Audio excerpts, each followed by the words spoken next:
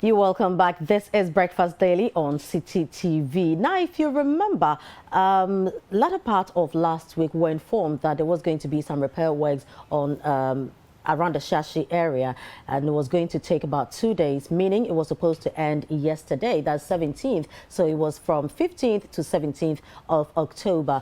Now, engineers have come back to ask for extension. And so this morning, I have my co-host David standing by around Shiashie, and he's going to be bringing up to speed on what exactly is going on there and how traffic is being managed as well. Hi, David. Hi, Frima. Right, so now, so I'm out here. Go on. Go ahead.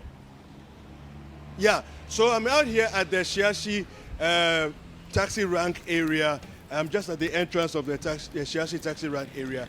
Now, what you can see behind me is, the road has nicely been, is being constructed here. Now, the road hasn't been completed. So what you are looking at is a surface that is a mixture of concrete and bitumen. So what they've done basically is to create a solid underlay. The whole idea is to be able to make sure that water does not seep into the substrate of the road. That's basically it. I think that the reason why they asked for the extension is that they will not be able to have enough time to have done the asphaltic overlay. So then they asked for extra 2 days, which I believe they're going to come back next weekend. Instead of today and tomorrow, they'll rather come back next weekend then come and complete that asphaltic overlay. So this is what it seems like here. The traffic in this corner of the interchange is moving quite smoothly onto the boundary road. Lagos Avenue and the boundary road is moving quite smoothly. So that's so far what's going on here, Frema.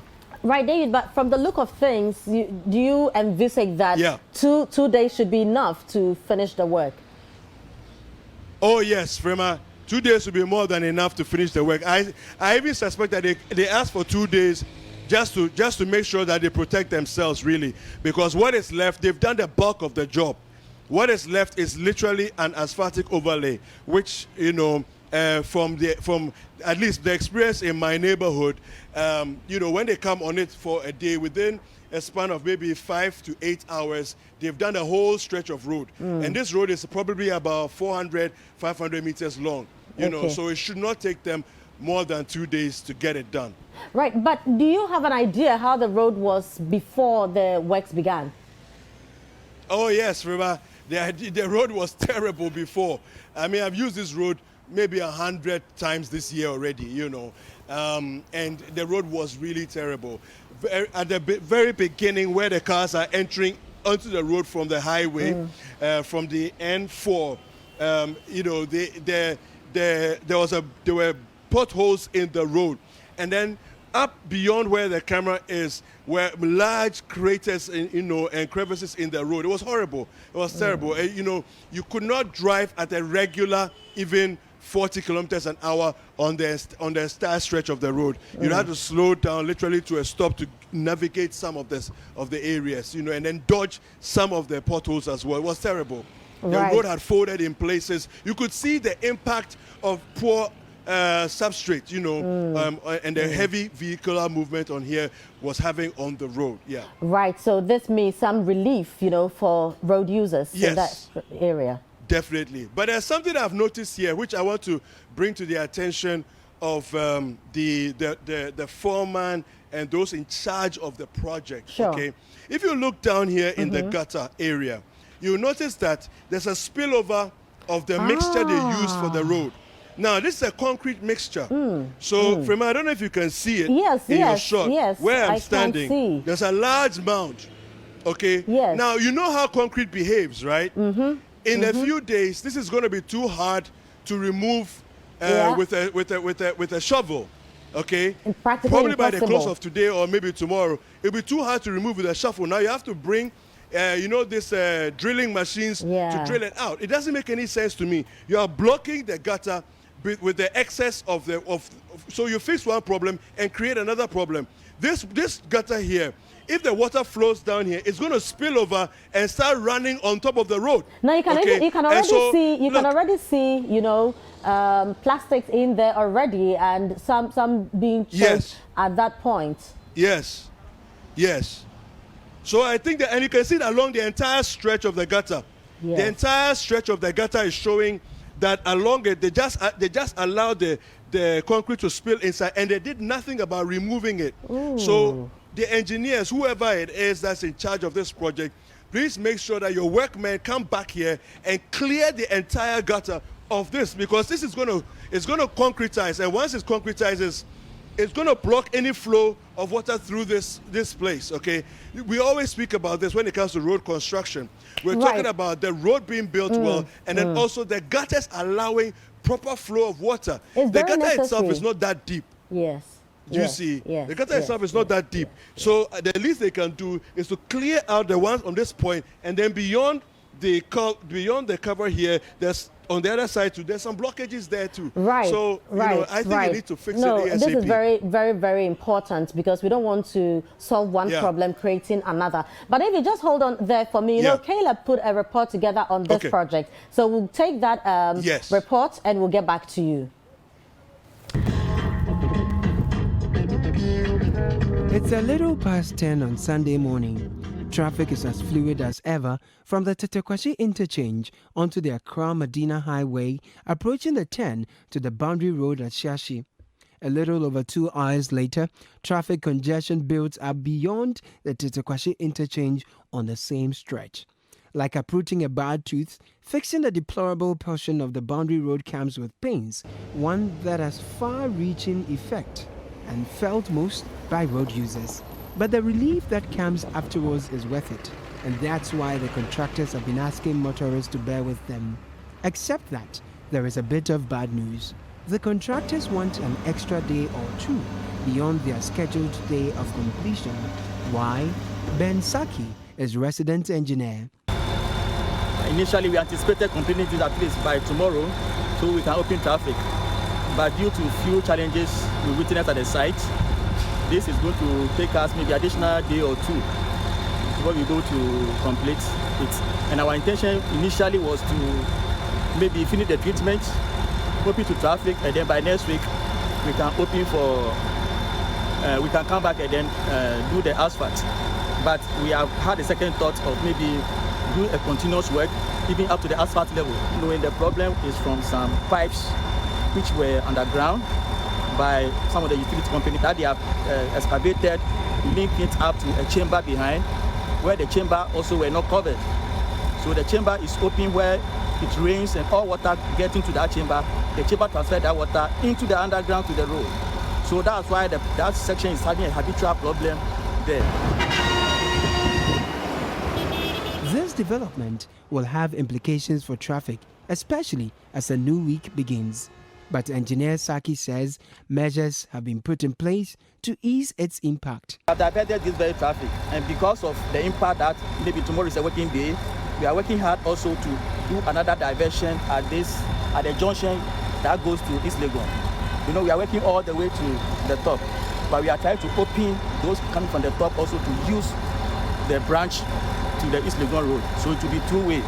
Here will be traffic will be controlled, and then here also we allow traffic to also flow. I see. So at the moment you can see that we are trying to quickly do some small patches at the top there, and then give a traffic diversion also to the top there. So it's only within this section is where we have the traffic block. The work will have an impact on traffic, but I'm not anticipating a serious traffic or a chaotic traffic. Really? So yes, definitely. Because traffic is well controlled, and people can feel free to, people shouldn't panic. I mean, people can feel free to go about their normal time, and then when they enter the traffic, realize that traffic is under control.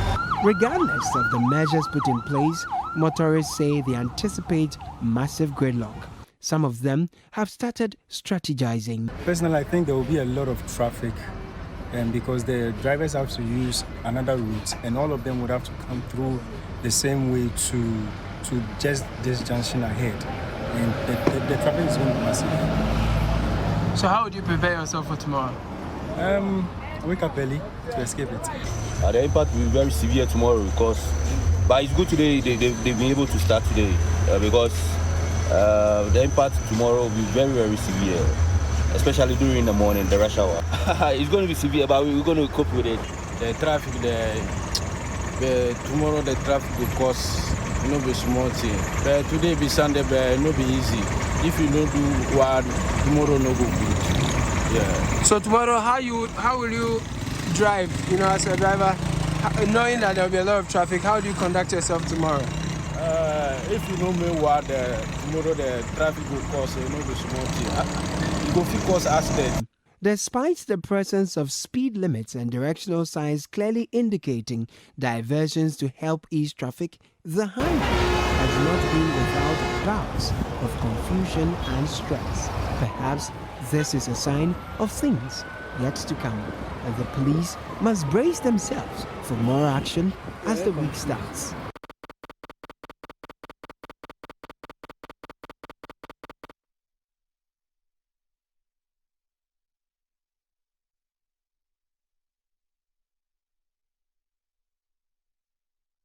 Right, so that was a report, from Caleb Kuda, and also bringing us up to speed on works going on the Boundary Road. So for those who are very familiar with that road, you know that there were some potholes. David earlier told us, described how the road was earlier, but I'm sure many people use that road and so are very familiar, potholes on that road, difficult to move at a normal speed. You have to go whilst driving in town, but some good news has come. The road is being fixed. Engineers have asked for 2 extra days just to finish everything. Now, one important thing David also mentioned was that spill of concrete into the drains. Now, the drain is already not too deep and too wide. And so if we have issues like this, then we should anticipate that we'll be having challenges moving on, especially when it rains in that area. So, this is what is happening. David is still standing by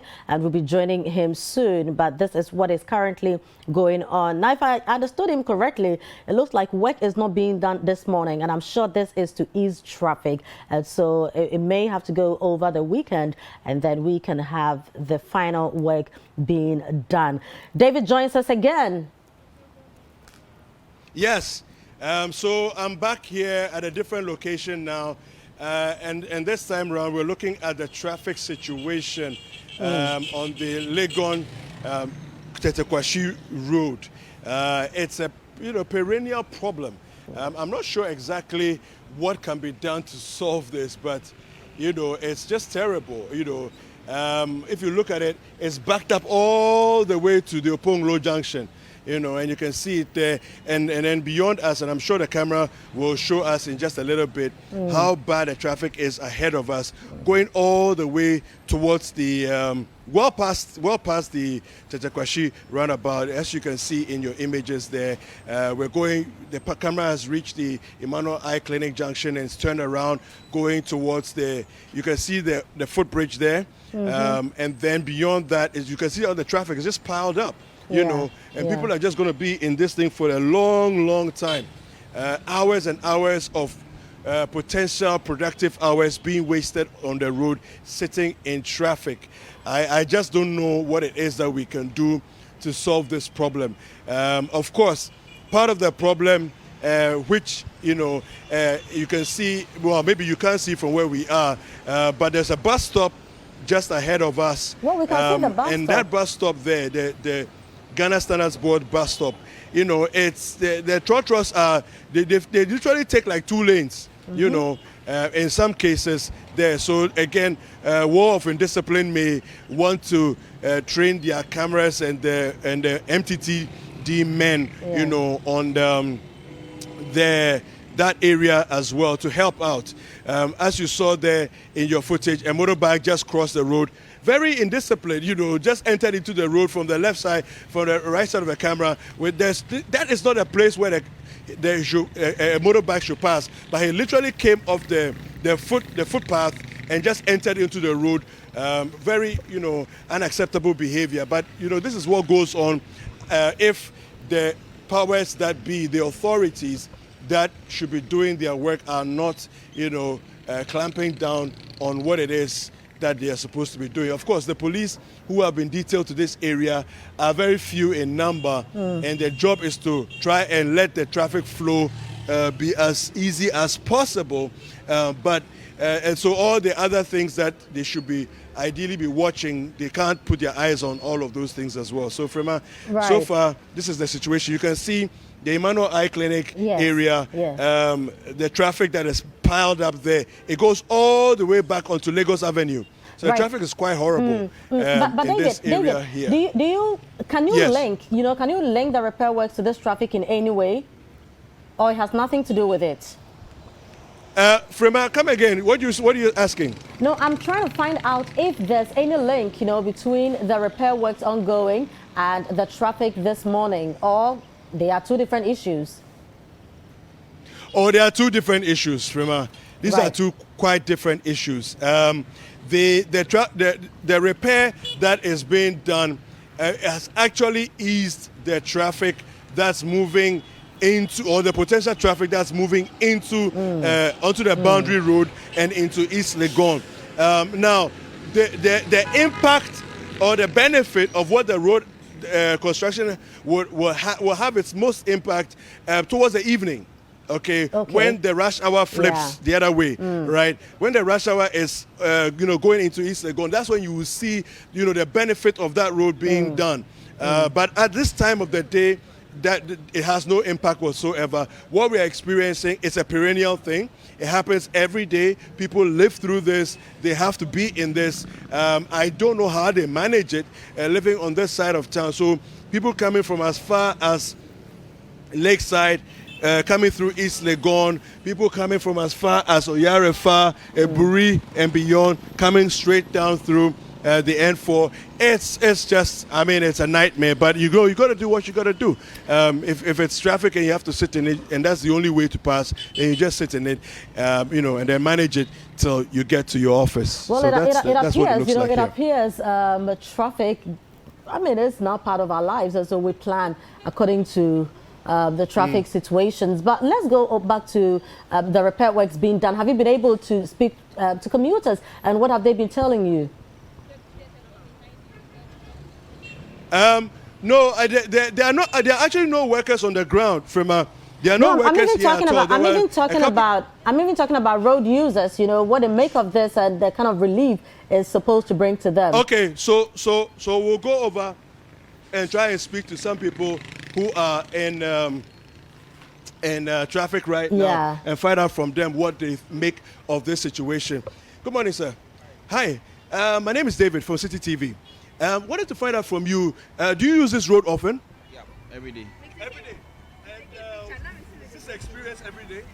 Yeah, basically it's almost the same every time. So where are you coming from? Adenta. Wow. And so how long typically does it take you to go past this point? Just this point. So I got to Opongolo around 7. Okay, oh wow. So it's now, And you're here? yeah.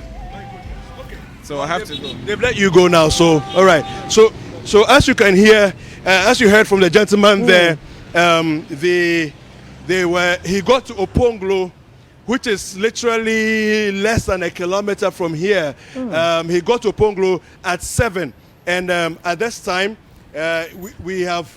I'm not sure what the time is now. It's past 8 o'clock. So he's been in this traffic, which is less than a kilometer. Wow. He's been here for way beyond an hour. Yes. In this Almost traffic. So you can imagine. An hour and a half. Yeah. Well, yeah. Okay. So that's a fair bit of time spent in traffic. Yeah. But this is serious. As you can see, it's not something that's sustainable over the long haul as a country. If we are serious about productivity, if we are serious about cutting wastage and all of that, because you see, every time the car is on the road for this length of time, you're talking about fuel that's being burnt. You see, you've spent all your 100 Ghana cedis that you bought on fuel, but you have only gone 1 kilometer. It doesn't make any sense. That's sort of, mathematics. It's not good for the country's economy, because once your prices, you have to put the cost somewhere. You have to find some money from somewhere to sustain this kind of thing. So, Frema, I think that we need to really do something about this. The toll that it has on you as a human being. Yes.